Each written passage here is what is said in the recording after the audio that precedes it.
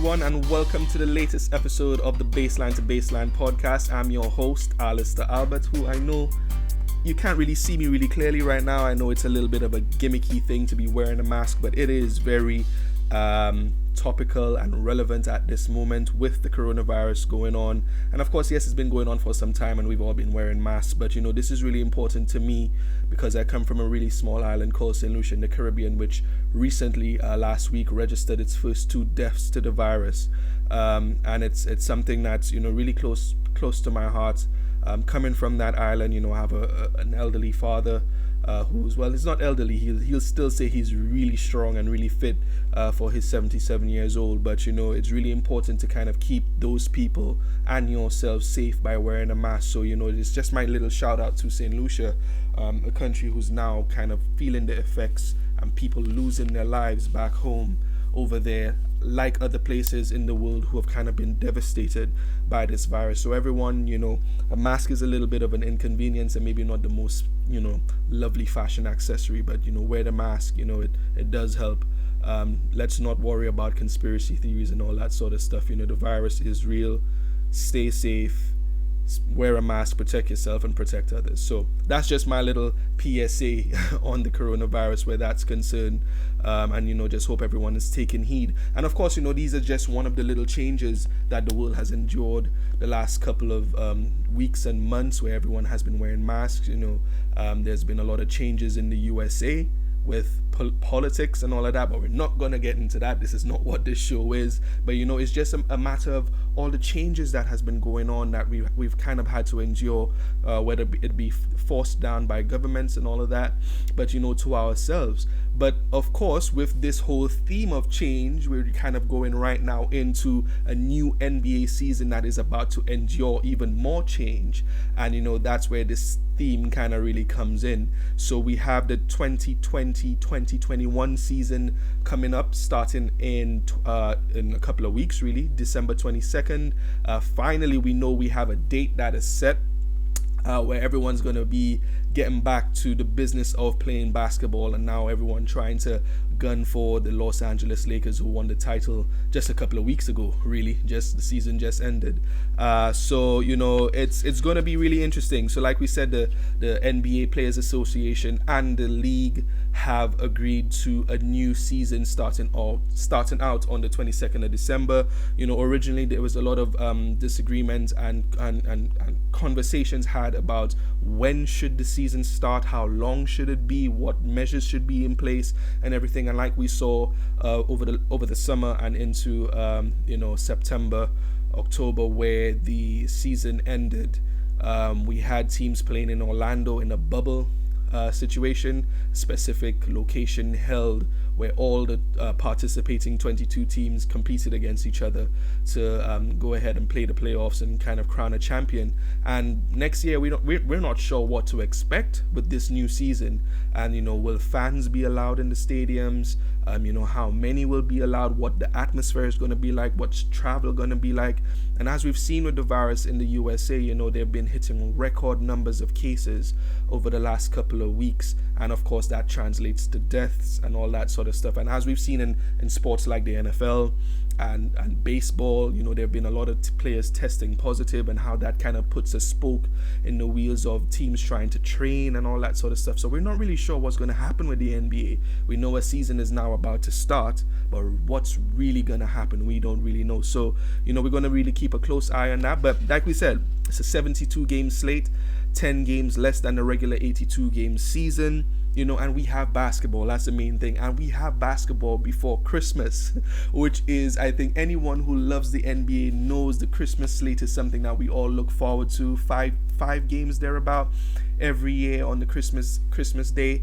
And you know, starting the season just before that is going to be really good. And I think I saw today a tweet come out from Adrian Wojnarowski, the lead analyst and, you know, lead newsbreaker for ESPN, saying that the preseason will be starting a couple of days before that, with teams being allowed to choose 3 to 4 preseason games. I think they're going to have a choice of how many games they want to play.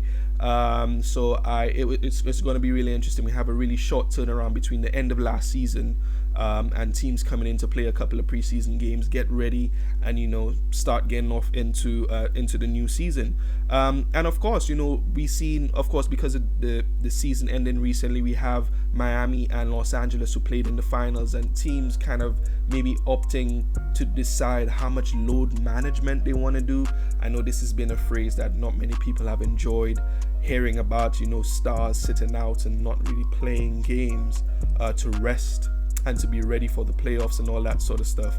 But the teams that have just finished the finals and had been in the playoffs, it's been a shorter turnaround for them in this off season to get ready. So we're going to see teams and players making those decisions on how much time they play their stars, considering they didn't have a full off season. So that's going to be interesting. And of course, with the games starting as they are on December 22nd, there is a push to try to ensure that the season finishes with enough time to allow players who want to participate in the Tokyo 2020-2021 Olympics. Of course, the Olympics was supposed to happen last summer, and Team USA wants to field a very competitive team, and you have the likes of Steph Curry and LeBron James, who wants to probably play in his last Olympic Games, and other players who want to be part of the Olympic squads, wanting to take part. So another push for why the league wanted to start the season really early was to allow players to have enough time to run through a good amount of games within the regular season, but also to finish early enough to allow the USA basketball teams to put a camp together for getting ready for the Olympic tournament coming up. So it'll be really interesting to see who are going to be wearing these USA jerseys next summer, and will there be any more delays due to the coronavirus and everything going on. So it's going to be really interesting, but it's really great to see that we do have a season and everyone's kind of just trying to get ready for doing things as normal. One thing that we've seen as well with the new season coming up is the salary cap. Everyone was a bit interested in trying to understand what was going to happen with the salary cap, and luckily, with even all the amounts of money that had been lost with coronavirus, stadiums having to be shut down and people not being able to come into stadiums, the salary cap doesn't really take much of a hit. I don't think it changes at all for next year, and there's still actually going to be rises. I think I read somewhere 3% rises the following seasons afterwards. But of course, this all depends on what's going to happen with the coronavirus this season, and how much impact it's going to have on teams, and how much revenue is lost, and how much that's going to affect how much teams will be able to spend moving forward, and revenue being shared across the teams, etc. But as it stands right now, the league's salary caps for its teams are not going to change, which means there's not going to be much impact on teams being able to acquire players and make trades and that sort of stuff. So there's not going to be very much restrictions, which is awesome, and which allows us to have an awesome off season where we could talk about potential trades, and teams not being limited by a decreased salary cap because of that. And also, of course, we have the NBA draft, which is coming up on November 18th. I'm not sure when this video is going to be put out, but the NBA draft is coming up, or will have already passed, or whatever it is. We're in the draft week right now, and there's lots to look forward to. And if you've seen episode 6 and episode 7, where we've spoken with my boys Jan Seafley and Bevan Frederick, we spoke about the draft and where we think certain players will go: Anthony Edwards, James Wiseman, LaMelo Ball, etc. The draft is coming up, so it's going to be really interesting to see where some of these guys are going to fall, which will help form part of these changes. Again, we said this, I think maybe the major theme for this show, this episode, is changes are going to be widespread across the league, and the draft is one of the signifiers and one of the times of the year where most changes happen for NBA teams. So the draft is coming up. It's going to be really interesting to see the new talent coming in, who's going to be in the lottery, where do guys fit, what teams they end up with. And of course, the draft coming up usually signifies the start of the trade season. On draft night, there's usually a lot of trades that go down, and we're going to be ready for the flurry of movement that might happen because of the NBA draft and players being being selected and teams wanting to move up and down in the draft and all that sort of stuff. Will the Warriors keep the number 2 pick? That's one of the major headlines going into the draft on the 18th. And would they keep the pick or trade it for a more veteran player to make their team win now again, to add to Steph Curry and Klay Thompson and Draymond Green? Will Andrew Wiggins stay a part of that team, etc., etc.? So changes are coming about that we will get to know about. And of course, like I said, the off-season trades that are about to happen, we will get to that in segment 2, because there's a lot of talk and rumors around about player movement and everything, but it's just to kind of put it on your radar that we're going to be having loads of changes that we should expect. But what I'm really looking forward to, of course, with the new season coming on board is, of course, we know it's a shortened season, like we said, for everything that I said above this. But it's enough of a sample size where I don't think people want to put an asterisk next to this season. Again, last year was what was considered the asterisk season. We had one of my friends, well, he's become a good friend of mine now, Lee Olsen, who's a digital artist from Australia, who I interviewed on the Actors Post, the sister website to Baseline UK. He created a lovely image of the Larry O'Brien trophy as an asterisk.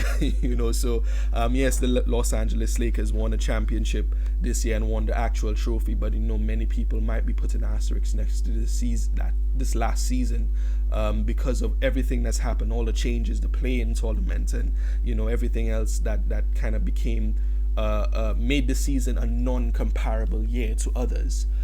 So it's going to be interesting to see what happens with this 72 game slate.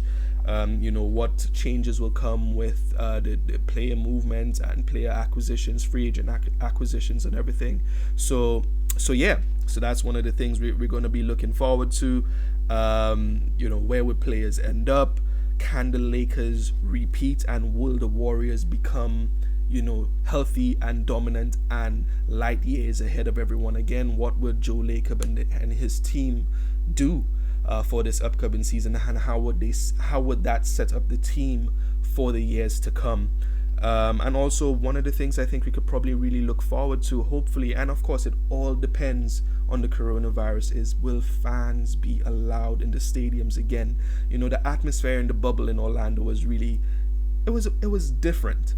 It was different. It was a bit weird. There were no fans in the stands, and the players had a little bit of a I suppose harder time dealing with the difference and the change that came with that. But I think a lot of us were pleasantly surprised by the level of play that came along with the Orlando bubble, where the guys were playing remarkable ball. Guys were hitting shots. Role players were outstanding. Devin Booker was like the MVP of the bubble.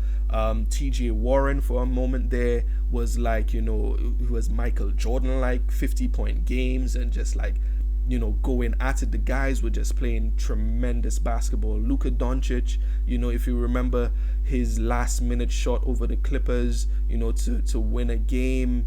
The bubble, Jamal Murray, Donovan Mitchell, you could just name a whole host of players who just had remarkable bubble performances. And it just harkens back to a lot of things where we hear a lot of people say that people who just play in gyms, just random basketball games, even the NBA players who say their gym sessions, their scrimmages and practices are hard, and like if people could actually see what they do behind closed doors in those empty gyms, they'll just be like, whoa, they'll be blown away. And I think a lot of us were blown away by what we saw in the bubble. Guys like Tyler Hero, playing hero ball, for the Miami Heat and everything. So, I've rambled on a little bit here, but you kind of get the point. The bubble has been, a crazy thing that we had to deal with. And, will we have to shift away from that now and be able to see normalcy with fans in the stands cheering and jeering and, having placards up, taunting and jeering at opposing players and cheering on their teams and everything. We want to see that again, because this is what we love about basketball, the atmosphere that is created by the fans. So who knows what's going to happen there. with the season. But like I said, the theme of this episode is change. So we're going to see what really happens with the season when it starts on December 22nd, which is my mother's birthday. So it's going to be a doubly special day for me, with my mom's birthday and also the start of the NBA season. Right, so the next thing I'm going to talk about really quickly here as well, I think we've all seen all of the changes on the coaching level that have happened across the NBA. We have, and we touched a little bit on this in episode 7. So if you haven't seen that, go check it out. Episode 7, where we spoke with Jan Seafley and Bevan Frederick about coaching changes. We have Steve Nash going to the Nets, and he's actually brought along. We were wondering, where was Mike D'Antoni going to end up? Where will he get his next chance as a head coach? And he's going to be an assistant coach under his former player with the Brooklyn Nets. And he must be a bit envious of Steve Nash, not being able to claim head coaching for this team, which is going to be laden with talent, like Kevin Durant, who's hopefully fully healthy from his ACL tear from a year ago. Kyrie Irving, who has always been injured the last couple of years as well, but hopefully he's healthy. DeAndre Jordan, Jarrett Allen, and all that really talented team. So just imagine these guys coming back fully healthy in the East, with Mike D'Antoni on the coaching staff of Steve Nash. Think about a run and gun system. With that team, they're gonna be good. So look out for the Nets. We have the New Orleans Hornets right now, who have Stan Van Gundy as his as their head coach. So you have Zion Williamson, Lonzo Ball, Brandon Ingram, who was an all-star last year, getting a new coach and a different voice in the locker room. And everyone knows the voice of Stan Van Gundy. When he starts shouting and screaming, his voice goes really quickly. He and Doc Rivers probably have the most raspy voices out of coaches, and maybe some players might say maybe the most annoying coaching voices. But Stan Van Gundy has proven himself to be a guy who is who's a tremendous coach on the X and O's, and he has a history of coaching and producing with big guys. If you just think of Dwight Howard, once you think of Stan Van Gundy, you're most likely going to think of Dwight Howard. But even in his last coaching stop in Detroit, he coached Andre Drummond, who is an all-star big as well. And this leads us on to Zion Williamson. Zion, of course, is not a center, but he's an explosive big player, and everyone is looking forward to see how he does in a fully healthy season, and how much improvement he will have from his exciting rookie season last year, which was cut short by injury. He didn't play a whole season, but the moments that he did play, he played really well. And there were some moments where it kind of felt like Alvin Gentry, who was the former coach of the New Orleans Pelicans, and David Griffin, who became the general manager of that team, were kind of holding Zion back because they want to kind of protect that investment for the future. And it's going to be really interesting to see how Stan Van Gundy plays Zion Williamson along with Brandon Ingram, Lonzo, and everyone else. And if that team stays intact, it's going to be a very interesting watch. So look out for the New Orleans Pelicans with Stan Van Gundy. The Sixers, of course, now have Doc Rivers, who came through disappointing season for the Clippers with Kawhi Leonard and Paul George. He decided to leave the Clippers, or he was fired, I suppose, by Steve Ballmer, and now he takes his coaching prowess over to the East with the Sixers. Joel Embiid, Ben Simmons, and that team. So it's going to be really interesting to see how well he does over there, and can he reclaim the respect as a coach who could take teams deep and into the finals. We don't want to hear about second rounds with Doc Rivers. He now has a really bad record when it comes to losing series, being up 3-1. He wants to erase that from his memory, his coaching memory now, or from our memory. So let's see how far he could take Joel Embiid and Ben Simmons. The Clippers now, his former team is now coached by Ty Lue, and Chauncey Billups, who is now an assistant coach with the Clippers. Ty Lue took him away from the broadcasting booth. And Chauncey Billups was actually being looked at to be a GM by teams. I think, can't remember which teams it was. I think it was the Cleveland Cavaliers a couple of years ago. Were looking at him to be the GM, and when David Griffin left, I believe, and because LeBron James was leaving to go to Los Angeles, Chauncey didn't like that job. It didn't look really attractive to him. So he took a couple of years to kind of regroup and kind of think about what he wanted from his future. He did the broadcast booth, did a tremendous job as an analyst, but he's decided now to come away from that ivory tower as a broadcaster and kind of put himself back in the huddle. And he will be an assistant coach with Ty Lue. Of course, championship expectations for the Clippers. So that's going to be interesting. The Bulls, of course, we spoke about them in the last episode, in episode 7. They're going to be a really intriguing team. Let's see what Billy Donovan could do with a really young team of guys who should be progressing and hopefully will be able to make the playoffs this year. The Thunder, my team, the Oklahoma City Thunder, have now hired an assistant coach, Mark Daigneault.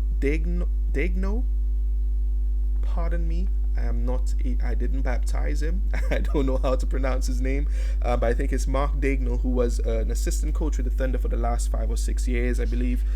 He had coaching experience for their G League team. He did really well, and then he joined the staff last season on the bench as an assistant coach. And the Thunder choosing Mark Daigneault as a head coach is just a continuation of their decision to promote internally.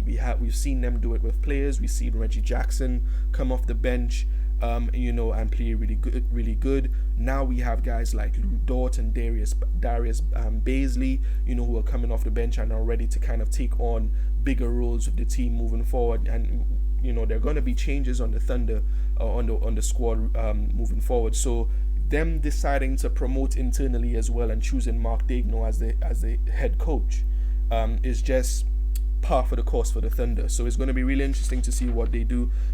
They did this with Scott Brooks as well. They brought in a no-name head coach, let's say, although he had an NBA experience, but he was not known really along the coaching ranks, at least with fans. And he just developed that team and built a stability that allowed Russell Westbrook and James Harden and Kevin Durant to build a contender. So maybe this is what's on the cards with the Thunder this year with a new coach.